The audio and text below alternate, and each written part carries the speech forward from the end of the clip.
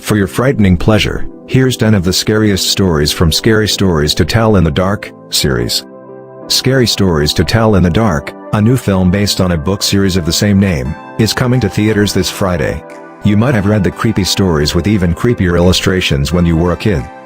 In case you wanted a refresher in preparation for the movie but still care to be able to sleep at night, we did you the favor of rereading the nightmare-inducing series and put all the scariest tales in one lovely list.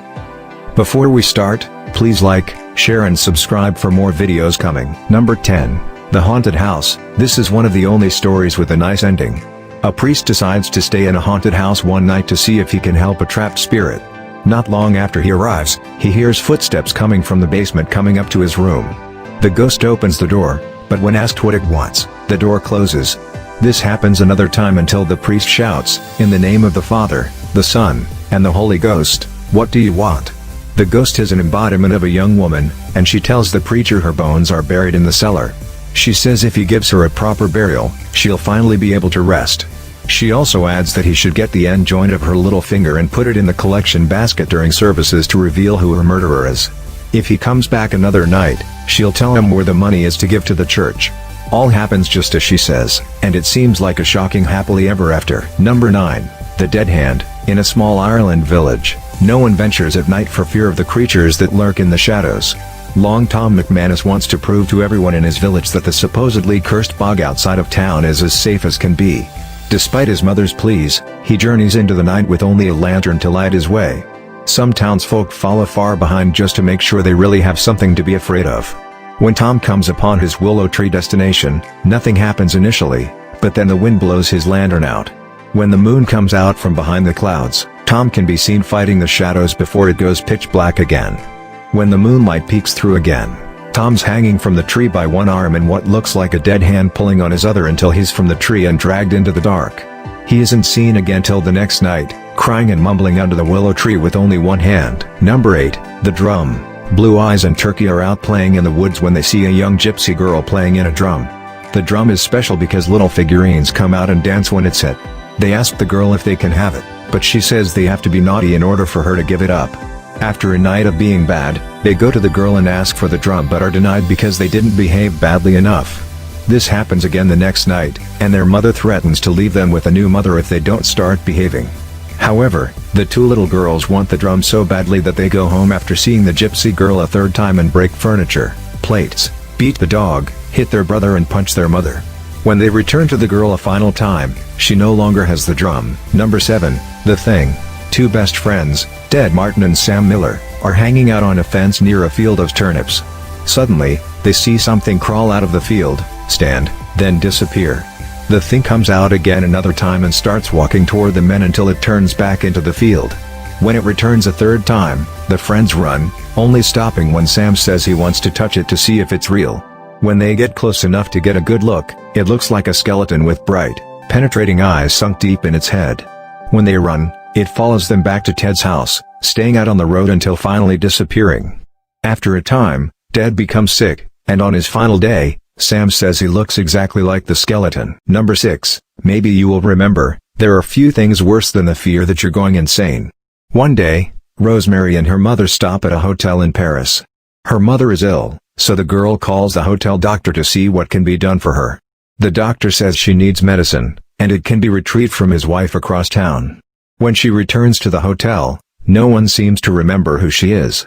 When she asks to see the room her mom is in, it's totally different than the one she recalls. It turns out that Rosemary's mother had the plague and died soon after her daughter left. In order to divert chaos, the doctor buried her body in a cemetery, redecorated the room completely and told everyone in the hotel to pretend they didn't know her. What resulted was a poor girl who thought she was losing her mind and didn't know where her mother was. Number 5. The Wendigo. The Wendigo isn't only a story in the first installment of the series, but it's also based on actual Native American lore. In this version, a hunter wants to go hunting where people rarely go. No one wants to help him until he finds a man desperate for money, Defago. They go off into the woods together, and on the third night there's a huge windstorm. Something begins calling out to Defago, who's crouched in a corner of the tent. After it becomes too much, he runs out of the tent and into the woods, soon shouting, "Oh, my fiery feet! My burning feet of fire!" The hunter, unable to figure out what happened to his companion, returns to the village where the people mention the Wendigo. Apparently, it comes with the wind and drags you along so fast, your feet begin to burn away. Ouch. Number 4, Harold. If you're going to create a doll, it's probably best not to make it after somebody you dislike. When Thomas and Alfred take cows out to pasture, they stay and tend to them for a couple of months. One day, they get incredibly bored and decide to make a scarecrow fashioned after Harold, a farmer they both despise. Every day they take the doll out with them to the field, talk with it and joke around. When they were feeling mean, they beat up the scarecrow and smeared food all over him. One day, Harold grunted. It frightened the men, but after a few days, things went back to normal. Well, kind of. The friends begin to notice Harold growing, and one evening the scarecrow walks out of the hut and climbs onto the roof. The men decide to take the cows back to the valley, except they forget their milking stools. Afraid to go back, they draw straws, and Thomas is the loser. Number 3, Oh Susanna. Jane and Susanna share a room in a small apartment. One night while Susanna's trying to sleep, Jane starts humming to the tune of Oh, Susanna. The girl tells Jane to cut it out because she was trying to sleep, and the humming stops. Later in the night, the humming starts again, and when Susanna tells Jane to stop, she doesn't. After she gets angry, Susanna tears the blankets away from Jane to tell her to be quiet only to find her friend without a head.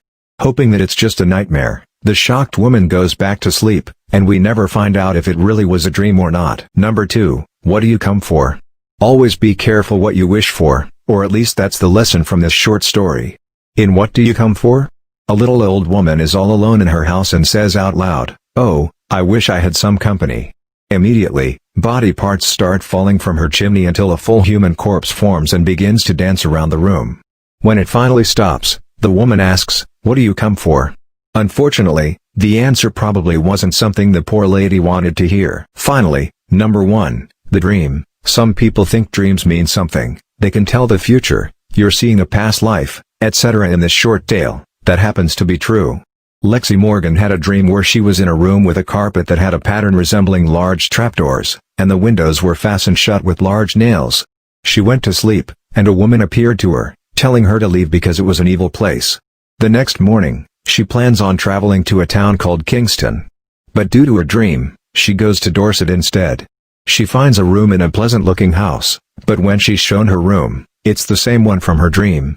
Lexi chalked it up to coincidence until she opened the door again and saw the woman from her nightmare. Needless to say, she decided to get out of there while she could. Okay everyone, this is all for today's list. This is not the end. It is not even the beginning of the end. But it is, perhaps, the end of the beginning. Winston Churchill. Hope to see you in the next video.